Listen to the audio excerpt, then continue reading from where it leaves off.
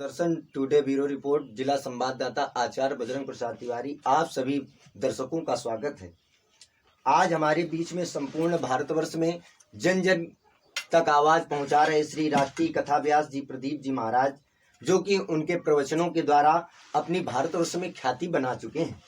आप सभी आइए आज उनसे आप सभी को रूबरू कराते हैं और कुछ क्षण के लिए हम लोग जानते हैं कि राष्ट्रीय कथा व्यास श्री प्रदीप जी महाराज जी के मुखारबिंद से उनके विषय में। और आप सभी लोग देख रहे हैं Acharya Bajrang Prasad Tiwari Sudarshan today bureau report जिला संवाददाता। नमस्कार महाराज जी, आइए हमारे देश को कुछ सूचित करिए। नमस्कार, पहले तो मैं अपना परिचय दे देता हूँ। मेरा नाम आचार्य प्रदीप मिश्रा, मेरी परास्नातक की डिग्री माने जिसे आज हम लोग आचार्य एमए कहते हैं, प्लस शिक्षा शास्त्री माने बीएड, ये मेरी शिक्षा है। और सन 2011 से मैं भागवत कथा कह रहा हूँ, श्री राम कथा कह रहा हूँ।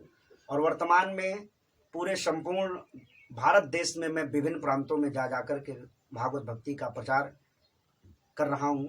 और मेरा ग्राम निज निवास ग्राम मैथा, कानपुर देहात, शोभन सरकार के पास में। यानी जो हम अपने गांव के विषय में बताएं, मेरा गांव चर्चित रहा है लघु काशी माने लहुरिया काशी के नाम से। एक काशी बनारस में है और एक हमारा गांव को काशी कहते हैं, क्योंकि हमारे गांव में बहुत सारे संत मनीषी विद्वानों का जन्म हुआ है। और उसी तरह से मैं भी आया हूँ। और हमारे गांव में श्री स्वामी भास्करानंद जी, जिनका उल्लेख कई पुराणों में, कई शास्त्रों में और साथ ही साथ इतिहास में प्राप्त होता है, ब्रिटिश हुकूमत में प्राप्त होता है। कई पुरातत्व विभाग के लोगों ने उन पर बहुत सारे रिसर्च किए हैं। श्री स्वामी रघुनंदन स्वामी जी महाराज, जिनके द्वारा शोभन धाम की स्थापना की गई है। और मैं आज अपने सुदर्शन टुडे न्यूज के द्वारा मैं संपूर्ण दर्शकों का हार्दिक अभिनंदन करता हूं, हार्दिक स्वागत करता हूं।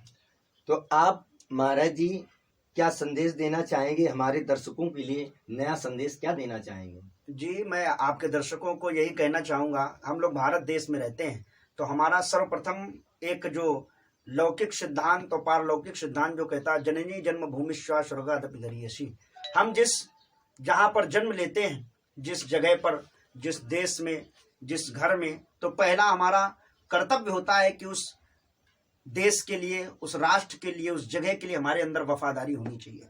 आज मैं वर्तमान स्थिति देख रहा हूँ, कुछ लोग भारत में रहते हैं, भारत में पैदा हुए हैं, भारत का अन्न खा रहे हैं, भारत का जल पी रहे हैं और भारत माता की जय उनसे नहीं बोली जा रही। ये बहुत ही गंभीर विषय है। आज वर्तमान स्थिति जो हमारे देश की है वो बहुत ही चिंतनीय है। मैं तो बैठे हुए अपने संपूर्ण राष्ट्र के उच्च स्तर पर जो मंत्री, हमारे प्रधानमंत्री, राष्ट्रपति इत्यादि बैठे हैं, मैं तो कहता हूं ऐसे लोगों को निकाल करके बाहर करो जो भारत माता की जय बोलने में पीछे हट रहे हैं, जो वंदे मातरम करने में पीछे आ रहे हैं। हमारी अगर रामनवमी का महोत्सव निकाला जा रहा है, हमारी अगर हनुमान जी का सुंदर जन्मोत्सव मनाया जा रहा है, तो वो लोग वहां पर आगजनी पत्थर फेंकने लगते हैं। और जब उनका कोई त्योहार होता है तो हम हिंदू भाई जाकर के उनको मुबारकबाद देते हैं। तो मैं तो कहूंगा ऐसे लोगों से कृपया उचित दूरी बनाए रखो।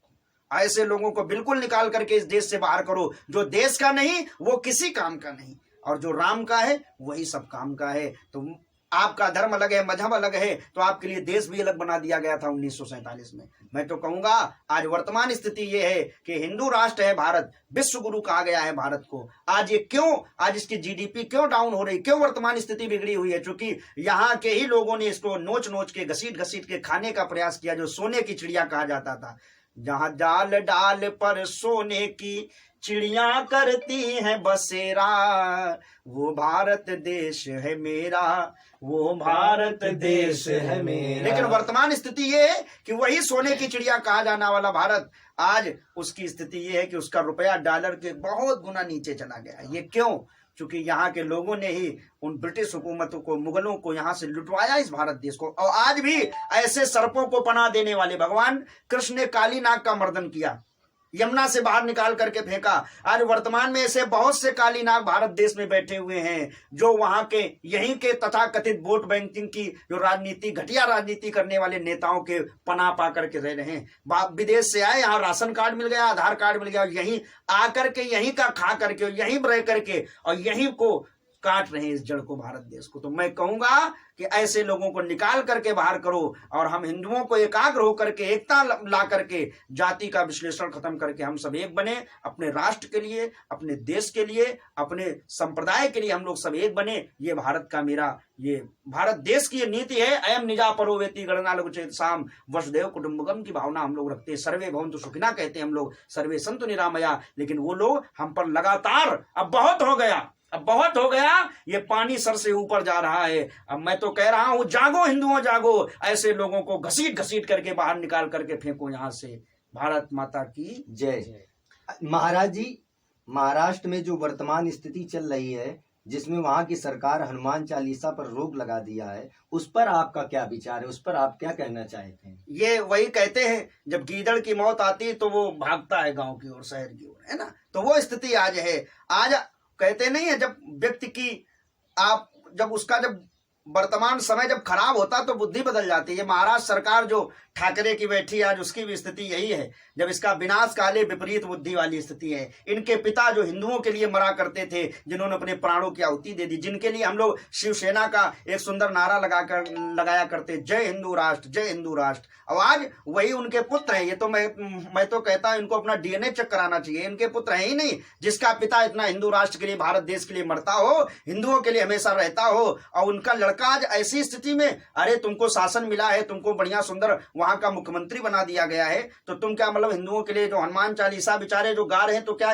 ये तो लोकतंत्र है, हमें आजादी है। अगर उन लोगों को 4 बार अजान पढ़ने की आजादी, तो हमें भी हनुमान चालीसा गाने की आजादी अगर हमारे लिए है, तो फिर वहां से भी लाउड स्पीकर उतराए जाएं। मैं तो यही संदेश दूंगा। और अगर हमारे इस वीडियो को आप लोग देख रहे हैं, तो ज्यादा से ज्यादा शेयर करें, जिससे वीडियो उद्धव ठाकरे तक पहुंचे, वो लोग जाने, ठाकरे लोग, कि किस प्रकार से, अरे हिंदू राष्ट्र है भाई, और लोकतंत्र है, यहाँ पर हम लोग स्वतंत्र हैं अपने अपने धर्म के लिए। तो अगर वो लोग अजान पढ़ सकते हैं माइक से, तो क्या हम लोग हनुमान चालीसा नहीं पढ़ सकते? तो हमारी बात अगर सुन रहे हो तो सचेत हो जाओ हिंदुओं। आज वो समय आ गया है कि हम अपने देश के लिए, अपने राष्ट्र के लिए, अपने धर्म के लिए वफादारी निभाएं। जय हिंद, जय भारत, वंदे मातरम, भारत माता की जय, बांके बिहारी लाल की जय।